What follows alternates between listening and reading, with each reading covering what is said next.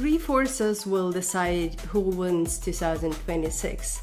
That's post-quantum readiness, encrypted order flow, and regulation-grade market structure. If you miss even one, you do not just lose narrative, you lose flow, liquidity, and legality. Welcome to EternaX Predictions 2026. I'm Dariia, the High Priestess of Protocol Engineering. With me today is Pars, the High Architect of Asian Fi Markets, and Mansi, our High Counsel of Compliance Tech. No vague futurism, we are doing 9 hard calls with numbers. 3 technical predictions, 3 predictions from the legal side, and 3 product and market structure prediction on the business side. So let's get into it.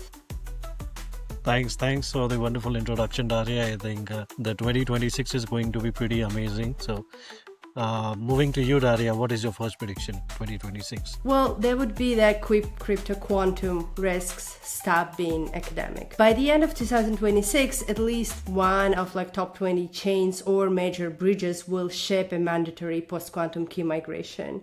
And to me, a quarter of institutional crypto will mandate explicitly requiring post-quantum readiness. Numbers: 1 mandatory migration event, 25% mandates.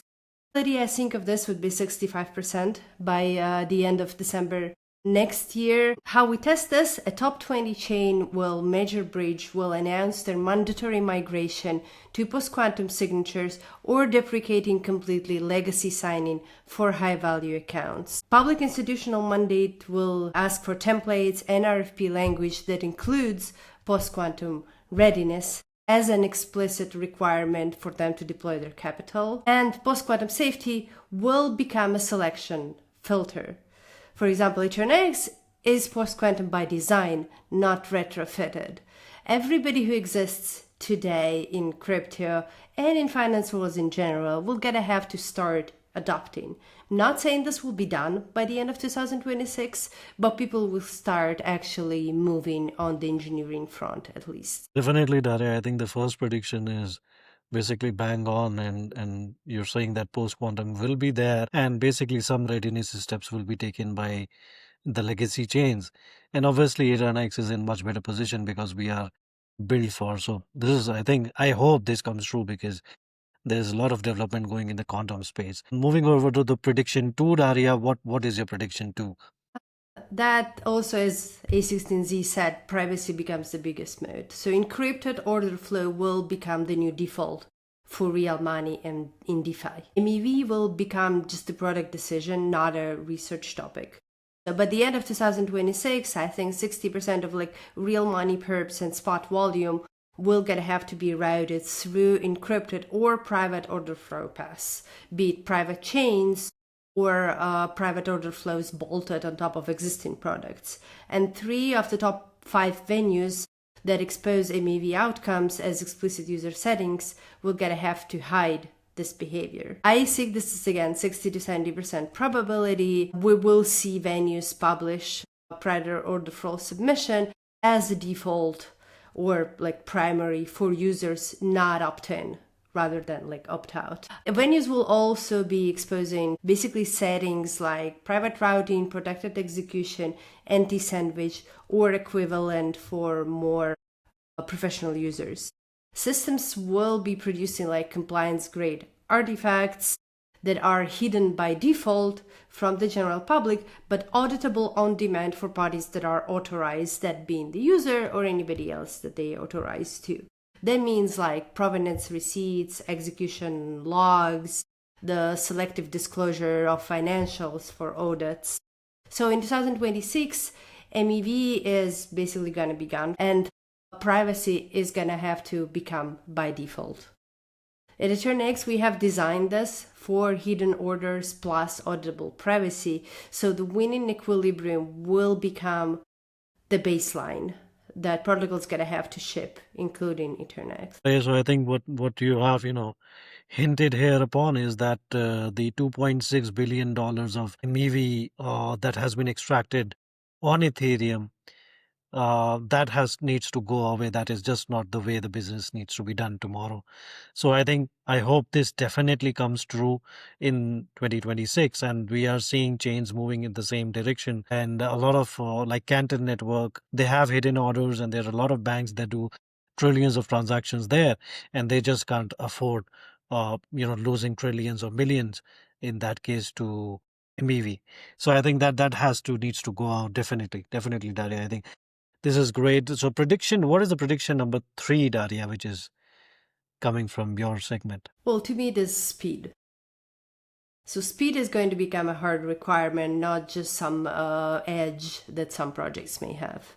Sub-second spendable finality will become a hard requirement for like on-chain actual DeFi activity like perps and prediction markets. So by the end of 2026, venues that cannot offer deterministic finality will lose their share of institutional flow. Like sub 250 millisecond spendable finality will kind of become the benchmark, and the number can vary there, and the flow will shift towards deterministic no rollback stacks. Serious venues will gonna have to publish an SLA for deterministic finality or some sort of equivalent measurable spec to be protected, to make sure that every action that is done is final and cannot be changed or lost. Institutional routing and market coverage will visibly concentrate on venues that offer deterministic finality versus a probabilistic one. Also, competitors without deterministic finality will show measurable deterioration in their spreads and liquidity depths or institutional share. So perps and prediction markets are risk engine. If finality is slow or probabilistic, then the liquidation logic gets messy and the spreads widen, and we have witnessed this in October 10. EternaX in turn is built for spendable deterministic finality, so risk stays predictable at machine speed and never rolls back. So this is our 3 of mine predictions of 2026, which is speed, which is privacy, and quantum readiness. Now, this is great, Daria. I think the third one, especially when, and this is important to bring it to our listeners, that if the legacy chains which claim that they have 1000 TPS or 10,000 TPS, be it Solar, any of those high speed chains, once they try to move to a new post quantum proof kind of verification, their speeds will be reducing by 10x. So that means that if you have 100 TPS as a speed, your TPS will go down to 10 post quantum. That does not make sense, and the UX and the fees and everything would be chaos. So moving to our guest Mansi, she is the High Council of Compliance Stack. So welcome, Mansi, again to our podcast. Really appreciate you taking out the time for us. So Mansi is basically the crypto legal expert that we have within our panel. She comes with loads of experience in crypto legal. So Mansi, what is your first prediction from the legal side in the crypto space? My first prediction is a CFTC stack dominance via the DCM plus DCO route. US compliance converges on the CFTC stack. By the end of 2026, at least 2 major DCM plus DCO expansions will enable regulated crypto native predictions and perps. Licensing will become the moat and not tokenomics. There's a 55% probability of this happening by the end of 2026. The proof of that would be at least 2 major expansions, approvals, or operational launches that materially increase regulated access to crypto native prediction markets and perps via the DCM DCO combination, and clear evidence of actual product availability under those rails and not just announcements. Licensing rewards controls. EternaX is built to support institutional controls, audit trails, and selective disclosure.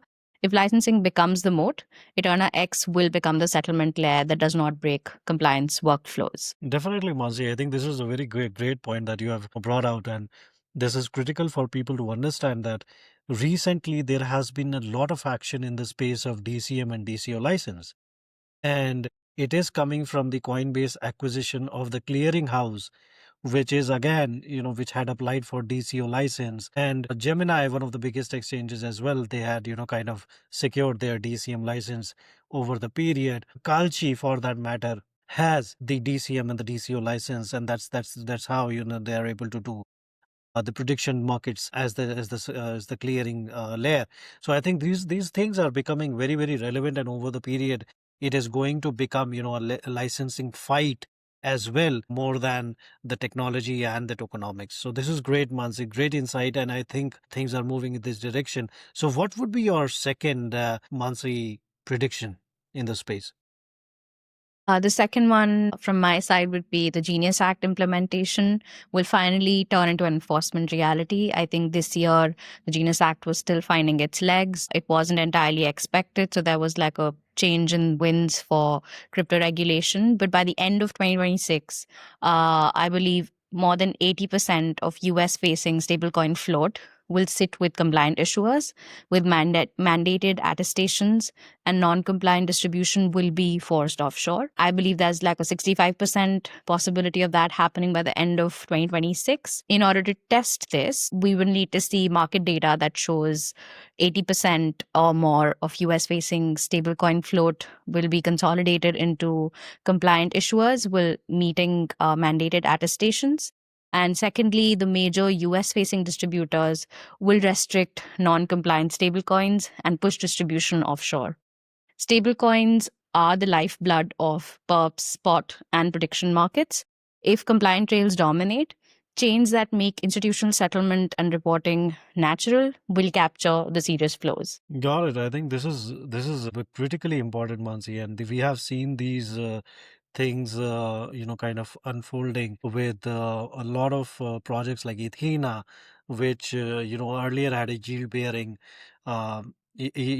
stable coin, and just to retrofit themselves within the realm of the regulation of Genius Act, they had to issue a new stable coin, which is not non-yield bearing. So this is kind of showing that the Genius Act is here to bring a lot of capital within the ecosystem. JP Morgan, all the bigger banks, they are thinking about it. Japanese yen have plans to bring 10 trillion yen in the stablecoin ecosystem by 2027. So I mean, this space is going to be huge, and you're right. Like these are the I would say the bloodlines for perps and spots and prediction markets. So obviously, this needs a lot of clarity over the period. What would be the third one, Mansi? What would you want, like the last and third from your end? Following in Daria's shoes, auditable privacy is my third prediction. Auditable privacy will become explicitly regulator friendly. By the end of 2026, privacy with auditability will be treated as a control requirement for institutions using on chain perps, spot, or prediction markets, with provenance receipts and audit trails becoming standard. There's probably 60% likelihood of this happening by the end of the year. We will need to test for institutional procurement and control frameworks that explicitly require privacy with auditability for on chain trading. And secondly, provenance receipts and audit trails become standard architecture and not premium add ons. This is EternaX's design point, I believe. Institutions cannot broadcast positions in public mempools and still operate. They can also not operate without controls. Auditable privacy is the only workable equilibrium. So that concludes my three predictions on the DCO DCM stack and auditable privacy and the Genius Act implementation. This is quite a lineup, Mansi, and I think these things are flowing in the same direction as you had mentioned. And auditable privacy definitely from the coming from the Canton network, what is happening there, and a lot of banks are kind of converging to the concept of auditable privacy, and you are right, Mansi, in that cases that enterprises, institutions, they require this kind of auditable privacy because they don't want to share their balances, and it does not make sense. So the legacy chains, like Ethereum, Solana, or any of those high-speed L1s, they will not be able to capture this market because they really lack this feature of privacy from the core design itself. So that's where EternaX completely fits in.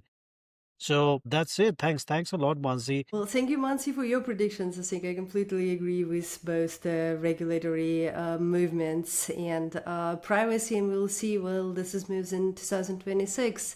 Well, now up to you, Pars. Give us the markets and the business predictions of 2026.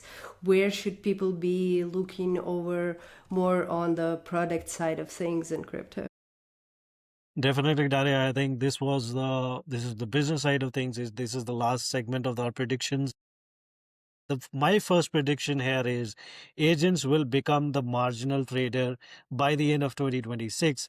50% plus of the retail on-chain trade sessions are going to be executed by agents, and the average active user runs 10x more trades because the attention becomes irrelevant in the space of AI of today.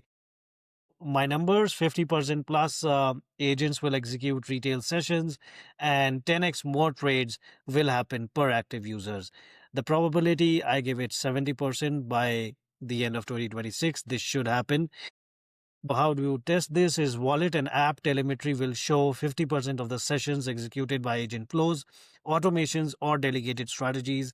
Average trades per active users will increase 10x versus 2025 baseline. EternaX is the agent native at the protocol level.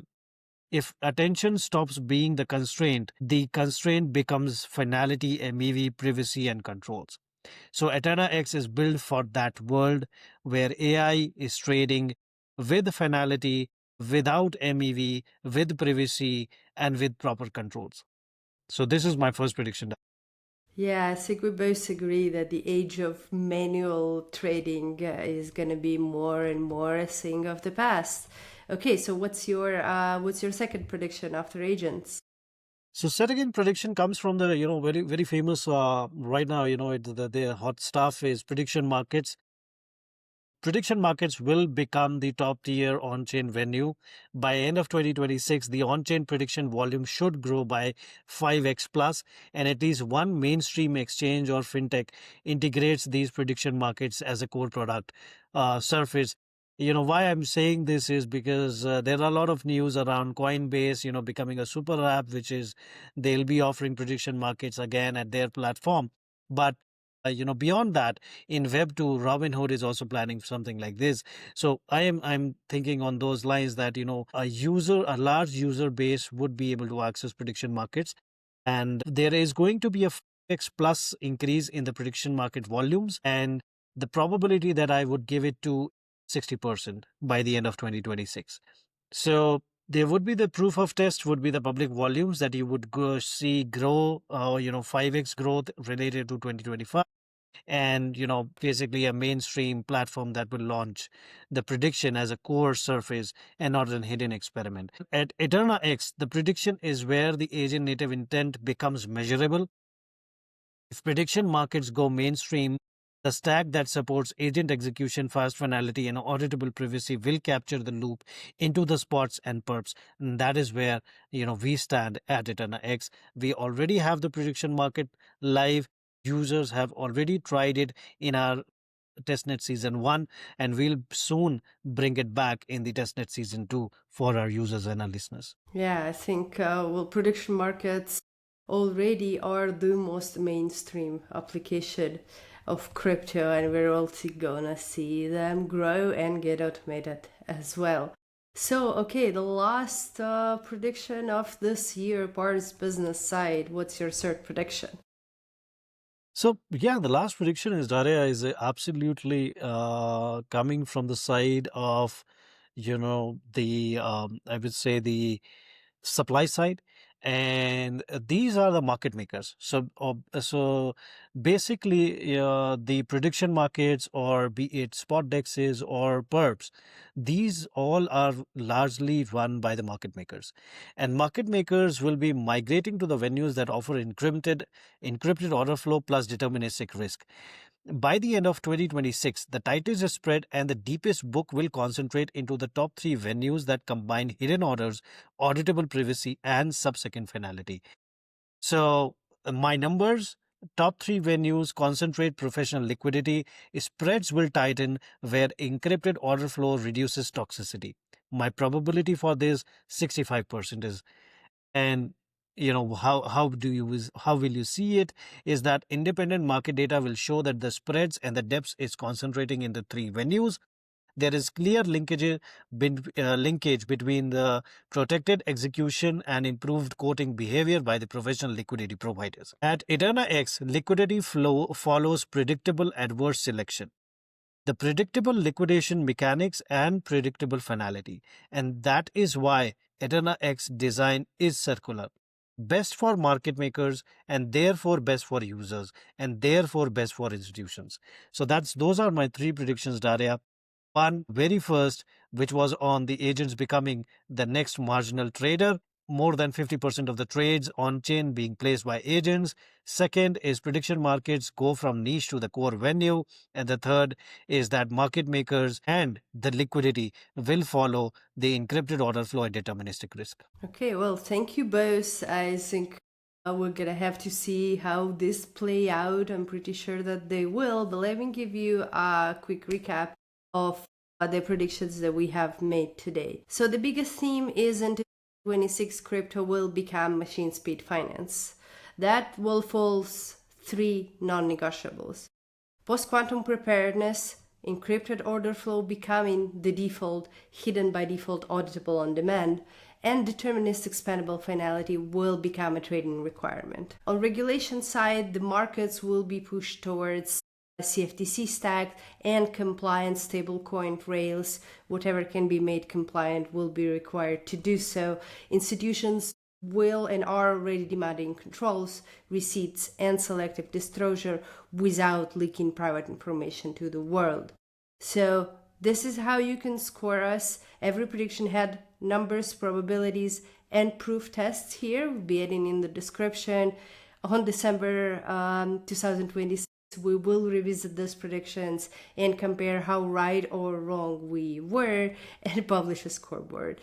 If we miss 6 or more, we will publish the full post-mortem and donate $10,000 to an open source security.